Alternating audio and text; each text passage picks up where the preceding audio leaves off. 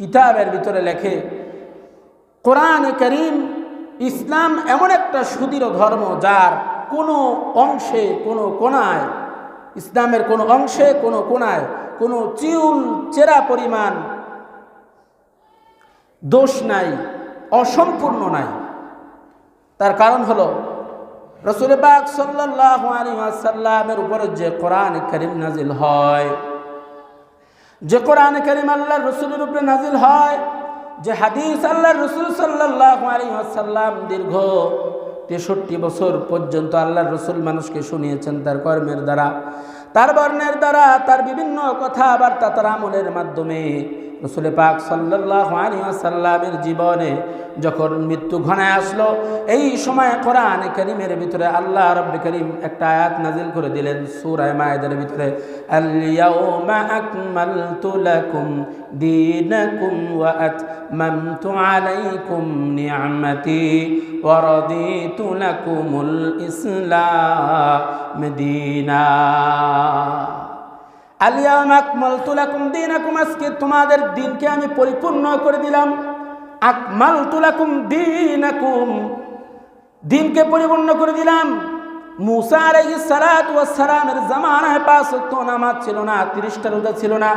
আদম আলাইহিস সালাতু ওয়াস সালামের জামানায় 5 ওয়াক্ত নামাজও ছিল না, 30টা রোজাও ছিল না, হজের এমন সিস্টেমও ছিল না। কিন্তু মুহাম্মদুর রাসূলুল্লাহ সাল্লাল্লাহু আলাইহি ওয়াসাল্লামের জামানায় আল্লাহর রাসূল ছাড়া 1,24,000 পয়গম্বর নবীজি সাল্লাল্লাহু আলাইহি ওয়াসাল্লাম বাদে যত পয়গম্বর দুনিয়াতে এসেছিল, যত সহিফা নাজিল হয়েছে, যত কিতাব নাজিল হয়েছে, যত কালাম নাজিল হয়েছে, কোনো কিতাবের ভিতরে ইসলামের পূর্ণাঙ্গতা ছিল না। আল্লাহ তাআলা নবী সাল্লাল্লাহু আলাইহি ওয়াসাল্লামকে বলেন, আল ইয়াউমা আকমালতু লাকুম দীনাকুম, ইসলামের সমস্ত হুকুমগুলা কানায় কানায় পরিপূর্ণ করে দিলাম। এর আদর্শ, এর হুকুক, এর হুকুম সমস্ত কিছুকে কানায় কানায় পরিপূর্ণ করে দিলাম। আল ইয়াউমা আকমালতু লাকুম দীনাকুম ওয়া আতমামতু আলাইকুম নি'মাতি, এবং এর নিয়ামত আমি পরিপূর্ণ করে দিলাম। কোরআন আজকে পরিপূর্ণ, ইসলাম আজকে পরিপূর্ণ। ইসলামের ভিতরে বিন্দু মাত্র চুলচেরা ভুল কেউ কিয়ামত পর্যন্ত খুঁজে পায়নি আর পাবেও না। ওয়া আতমামতু আলাইকুম নি'মাতি ওয়া রাদিতু লাকুমুল ইসলাম দীনা, ওয়া রাদিতু লাকুমুল ইসলাম দীনা, আর আমি খুশি হয়ে গেলাম ইসলাম দীনা, দিন ইসলামের প্রতি আমি খুশি হয়ে গেলাম। সুতরাং আল্লাহ তাআলা এই আয়াতের শেষ অংশে বললেন, ওয়া রাদিতু লাকুমুল ইসলাম দীনা, ইসলাম ধর্মের উপরে আমি তোমাদের জন্য খুশি হয়ে গেলাম, ইসলাম ধর্মের উপরে আমি তোমাদের জন্য খুশি হয়ে গেলাম। কিন্তু দুঃখের বিষয় হলো এটা, আজকে বাংলার জমিনে মুসলমানের অভাব নাই, কিন্তু ইসলাম ছাড়া মুসলমান, ইসলাম ছাড়া কি? ইসলাম ছাড়া মুসলমান। এই ইসলাম ছাড়া মুসলমানের আল্লাহর কাছে কোনো দাম নাই। মেরে মুহতারাম হাজিরিন, 1 নম্বর বিষয় বলেছিলাম নফল ইবাদত।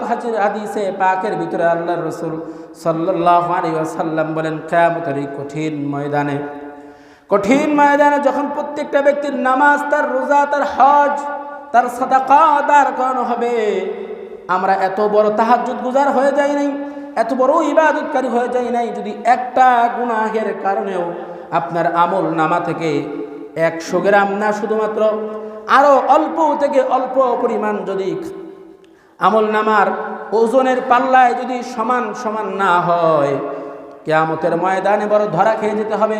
একজন ব্যক্তির ফরজ ইবাদতের মাধ্যমে ওই ব্যক্তির জান্নাতের ফায়সালা হচ্ছে না, এই সময় ওই ব্যক্তিটার অবস্থা কি হবে?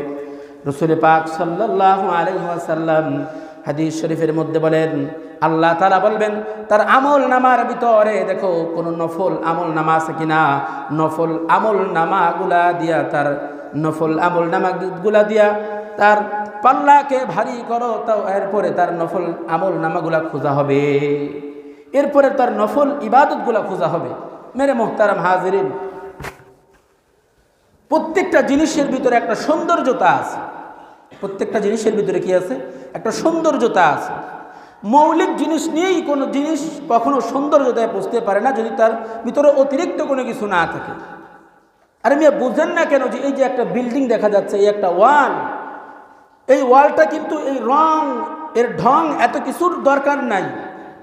এটার মৌলিকভাবে এটার যেই আস্তর আছে, আস্তর গাঁথলেই কিন্তু হয়ে যায়।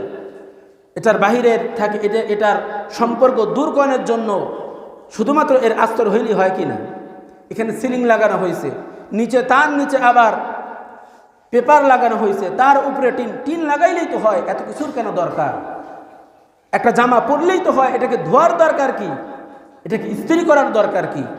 প্রত্যেকটা জিনিস যেমন সৌন্দর্যের জন্য কিছু জিনিসের উপর থেকে কিছু ব্যবহার করা হয়, ঠিক এমনিভাবে রসুল পাক সাল্লাল্লাহু আলাইহি ওয়াসাল্লামের নিজের এবং সাহাবায়ে কেরাম রাদিয়াল্লাহু তাআলা আনহুমের বাহ্যিক ইবাদতের চেয়েও তাদের নফল ইবাদতগুলো আরো বেশি ছিল। আল্লাহ রসুল সাল্লাল্লাহু আলাইহি ওয়াসাল্লামের নফল ইবাদতের কথা যদি একটু বলি, রসুল পাক সাল্লাল্লাহু আলাইহি ওয়াসাল্লাম 5 ওয়াক্ত নামাজ তো পড়তেনই বটে। 5 ওয়াক্ত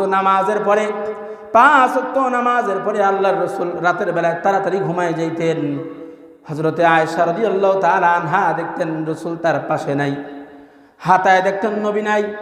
নবীজি সাল্লাল্লাহু আলাইহি ওয়াসাল্লামকে দেখতেন, আল্লাহর রসুল সাল্লাল্লাহু আলাইহি ওয়াসাল্লাম তাহাজ্জুদের মুসল্লায় দাঁড়াইছে, কখনো দাঁড়িয়ে গিয়েছে রুকু করতেছে না, আবার কখনো সিজদা করতেছে আর উঠতেছে না। আল্লাহ নবী বিশ্বনবী মুহাম্মদুর রাসূলুল্লাহ সাল্লাল্লাহু আলাইহি ওয়াসাল্লামকে হযরত আয়েশা বলেন, ইয়া রাসূলুল্লাহ, ইয়া হাবিবাল্লাহ, আল্লাহ তাআলা আপনার উপরে আল্লাহর জাহান্নামকে হারাম করে দিয়েছেন, এরপর আপনি এত বেশি নফল ইবাদত কেন করেন? আল্লাহর জাহান্নাম তো আপনার জন্য হারাম, এরপরও নফল ইবাদত এত বেশি কেন করেন? আল্লাহ নবী বিশ্বনবী মুহাম্মদুর রাসূলুল্লাহ সাল্লাল্লাহু আলাইহি ওয়াসাল্লাম বলেন, ওগো আয়েশা, ওই আল্লাহ রব্বে করিম যে আমার জন্য আল্লাহর জাহান্নামকে হারাম করে দিয়েছেন, আমি কি এর শুকরিয়া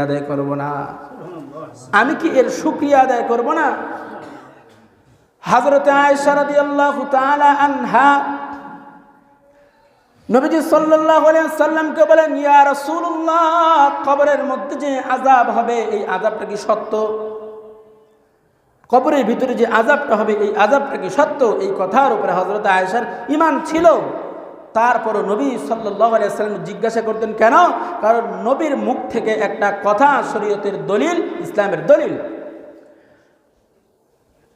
আযাবুল কবরি হাক্কুন, ইয়া রাসূলুল্লাহ, কবরের আযাব কি সত্য?